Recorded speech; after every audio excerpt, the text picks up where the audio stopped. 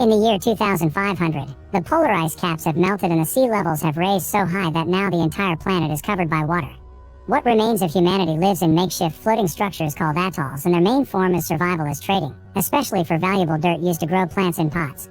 Other survivors live on their own boats, like the mariner, who filters his own urine for water, grows vegetables in small pots, and fishes for both food and treasure to trade.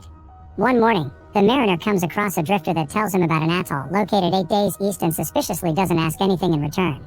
Suddenly they're approached by a gang of pirates known as the Smokers, who want to steal a floating bag the mariner has set up to pick up treasure, and the drifter takes advantage of the mariner's distraction to steal some of his fruit before pointing out he'll never get to his bag before the Smokers do. The mariner ignores him and proceeds to show his sailing skills, pulling some impressive moves that allow him to retrieve his things without trouble. As he sails away, he hits the drifter's boat and breaks its sail, leaving him to the Smokers to catch his revenge. A few days later, the mariner arrives at the atoll, where they don't want to allow him in, but they quickly change their minds and open the gates when they see the mariner has brought dirt to offer. Once he's made his way inside, the atoll enforcer tells the mariner he only has 2 hours to do his business, so the mariner stops trying to entertain kids with mirrors and goes to see the trader. His dirt gets him a high price, and everyone in the atoll wants to know where he got it, but the mariner keeps his answers vague and just mentions another atoll. Afterward, he goes to the bar, where Nora is asking about a little girl whose tattoos are supposed to be a map to the legendary Dryland, the only place left on Earth that isn't underwater. Many think it's just a legend, but rumors say the Smokers want the girl anyway. Nor tries to get some trading going with the mariner, but he ignores him and concentrates on the barmaid Helen, who has a little girl called Enola, whose back is tattooed. The mariner buys as many things as possible and tries to leave, but the locals don't make it easy for him. Helen keeps asking about what kind of world is out there, and a family wants him to impregnate their daughter. The mariner refuses because he's seen the sheer poverty haunting the place and doesn't think they should bring more people to this life. The locals find it suspicious for a man that hasn't seen a woman in months to turn down such an opportunity and think he may be a spy, so they try to capture him. This is how they discover the mariner is actually a mutated man, with gills behind his ears and webbed feet. The mariner fights back and ends up killing a local before falling into the water, where he's captured by nets. The locals want to kill him for what he did to one of their men, but the enforcer decides to send him to a cage for now. The mariner spends the night in the cage and has to watch how everyone steals things from his boat. He also notices Nor sneaking out of the atoll. Meanwhile, while Enola draws things nobody has ever seen before using coal, Helen asks Gregor the inventor when they can finally leave this place and look for Dryland, but Gregor admits he hasn't been able to figure out the map yet. He thinks perhaps the mariner may have the answer, but when Gregor pays him a visit, the mariner refuses to answer any questions until he's freed, and Gregor has to run away when the enforcer comes to check on things. The next morning, the enforcer decides that the mariner's penance will be to be recycled in a pit of organic sludge. However, the ritual is called off when suddenly the atoll finds itself under attack from the Smokers, led by their chief the Deacon. Not only do they have boats, they also have jet skis and airplanes, meaning fighting back is almost impossible.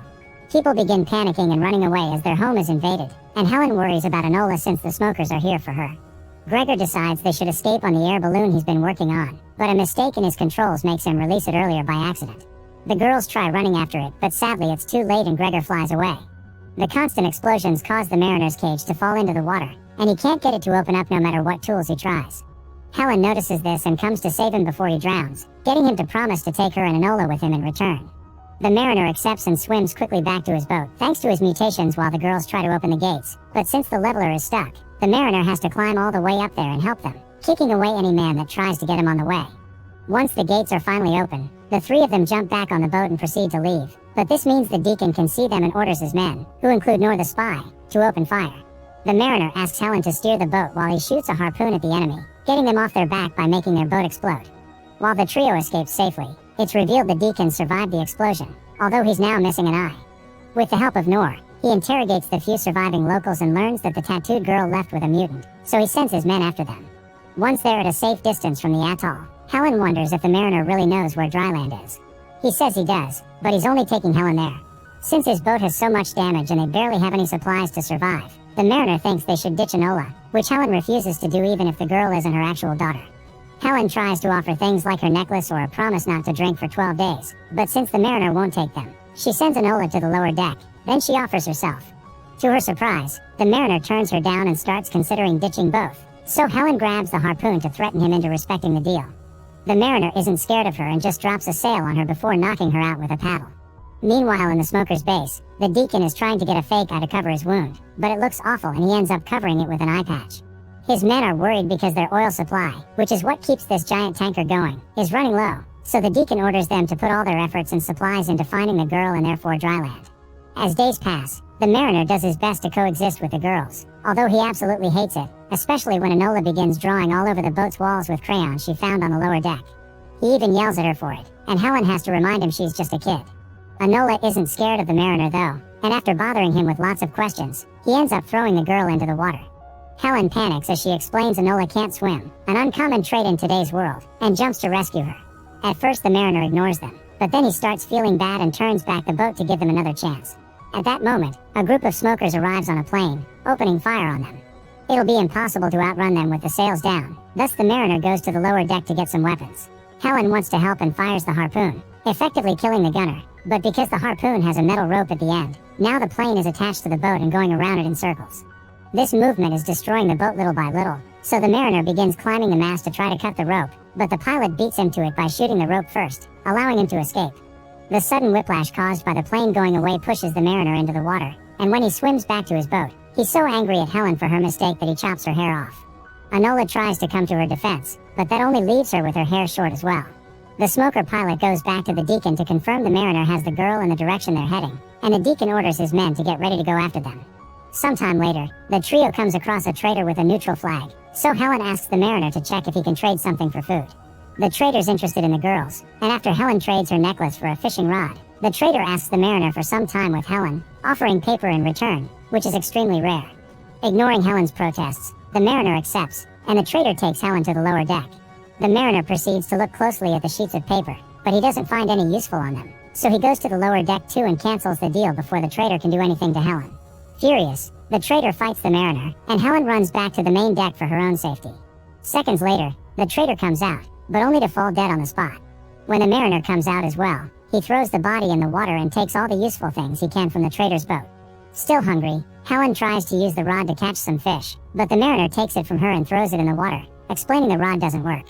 Then, he grabs a harpoon and jumps into the water, where he fights and kills a mutated shark to have for dinner. While they eat, Enola wishes she could have feet like the mariner so she could swim too. Later at night, Helen brings the mariner a drawing Enola did of the three of them and explains people back in the atoll thought the girl was a freak for drawing those weird visions she has. Feeling sympathetic toward a fellow freak, the mariner allows her to keep the crayons.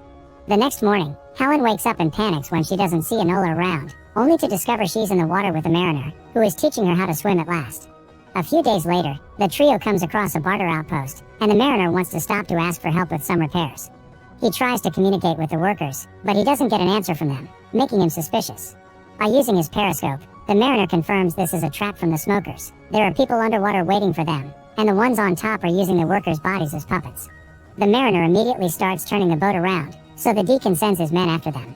With the help of the girls, the mariner releases a net that catches all the smokers on jet skis. Now he can open a parachute and let the boat safely sail away. The Deacon isn't ready to give up yet and shoots at the mariner, hurting the side of his body and making him bleed into the water. It isn't enough to stop him, but at least now the Deacon can send trackers that will follow the blood. Moments later, after the mariner takes care of his wound, he furiously demands Helen to explain why the smokers are following them. Helen swears it's the map to Dryland, and she believes it exists because the basket they found Enola in had lots of dark, rich dirt in it. The mariner keeps insisting it's a myth because he's the man that has sailed the farthest and he's never found it. Helen thinks he's lying because the things she's found in his boat, like the crayons and the mirror, were never seen before, so the mariner accepts to show her what the real Dryland is like. Using a homemade diving bell, the mariner lowers Helen into the water, keeping the way clear by using flares. Now Helen can see all the sunken cities, a relic of the old era. This is where the mariner finds all his items and the dirt he uses for trades. When they return to the surface, they discover the smokers have caught up to them and are taking over the boat, but at least Enola had time to hide. Keeping the duo at gunpoint, the Deacon demands to know where the girl is, but since neither the mariner nor Helen will answer, the Deacon shoots his gun, pretending to be about to kill his prisoners. This triggers Enola into coming out of hiding to help them, and the smokers immediately grab her to figure out the map. While they're distracted, the mariner kills the guy keeping them captive and jumps into the water, bringing Helen down with him. Obviously she can't breathe underwater as long as he can, so the mariner gives Helen mouth-to-mouth to keep the air flowing. By the time they resurface, the smokers are gone and they've taken Enola with them after destroying the boat. Speaking of Enola, she finds herself in a cage with the Deacon, who keeps asking her to explain how to read the map. Enola refuses and doesn't let the Deacon put her down with threats because she's sure the mariner will rescue her. Back to the duo, Helen loses all hope and wonders why the mariner didn't take the deal when she offered herself, so the mariner explains he knew she didn't want him. Helen admits she wants him now, and the two of them get frisky on what is left of the boat. Sometime later, while Helen naps, the mariner starts a fire before checking the lower deck to see if he can salvage anything, and finds Enola's drawings, which to his shock, match the kind of nature that he's only ever seen in the magazines he's collected. As he begins to wonder if Dryland truly is real after all, a voice can suddenly be heard from above. It's Gregor in his balloon, who has found them, thanks to the smoke. He rescues the duo and takes them to a new makeshift atoll where the survivors of the last one are living now. The survivors don't want them there because it was Enola's fault that they got attacked last time. Meanwhile, Gregor is looking at the mariner's paper collection and discovers they use the same language as Enola's tattoo. If they combine these papers with the tattoo, they should be able to find Dryland, but they need to save Enola first. Nobody wants to risk their lives fighting the smokers, so the mariner leaves alone on a jet ski. When the mariner arrives at the smokers' base, he sneaks inside by climbing up the walls. The smokers are getting anxious because the Deacon hasn't kept any of his promises. Thus he comes out to throw the little food that there's left and offers another speech about the promised land. While he talks, the mariner is seen by guards on jet skis, so he jumps on them to kill them and steal a vehicle. Then the mariner enters the base by pretending to be one of the guards, killing everyone in his path, while Nor takes Enola outside for the Deacon to present her to his people. Seeing the map gets the smokers excited about Dryland again, and they go back to work to get the base moving. Now that the deck is empty, the mariner shows himself and asks for Enola to be released, otherwise he'll throw a flare into the oil reserve. The Deacon doesn't believe he'll do it, thus the mariner proves him wrong and makes the boat explode. As the base slowly begins to sink, the mariner enters the rooms to look for the Deacon, killing everyone he sees including Nor. By the time he makes it to the stand though, it's too late. The Deacon has grabbed Enola and is escaping on a plane. Suddenly, Nor shows up alive, but when he tries to kill the mariner, his weapon fails, and the mariner kills him first. Afterward, the mariner improvises using a rope, a harpoon, and a hook, allowing him to slide down and stand by the plane in seconds. Then he throws the hook at the plane to break its base and make it crash. Thankfully, Enola is alright, and the mariner takes her out of the plane with a hug. The base is still sinking though, and they need a way to escape. It's at that moment that Gregor shows up in his balloon with Helen and the Enforcer. They throw down a rope for the mariner and Enola to climb, but this allows the Deacon to follow them up as well.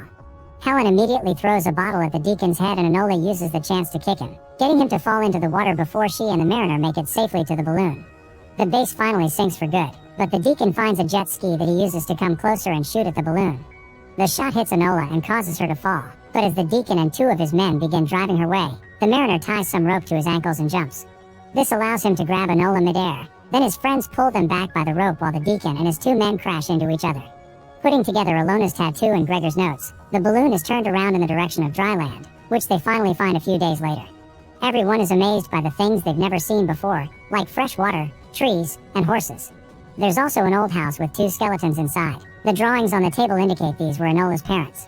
The girl doesn't remember them, so she isn't upset, but she does pick up a beautiful music box. While everyone else is happy, the mariner isn't, because his mutated body doesn't feel like it belongs on land. When he announces he must leave, it makes Enola cry, but she knows she can't stop him, so she kisses him on the cheek and gifts him the music box. The mariner concentrates on building a new sturdy boat, and when it's ready, he says goodbye to Helen with a proper kiss before returning to the same life he knows in the sea. Thank you very much for watching. I would really appreciate it if you can hit the like button and subscribe. It will help me grow my channel. I hope you have enjoyed this recap, and be sure to subscribe so you'll get notified of new videos that I have just uploaded. Cheers!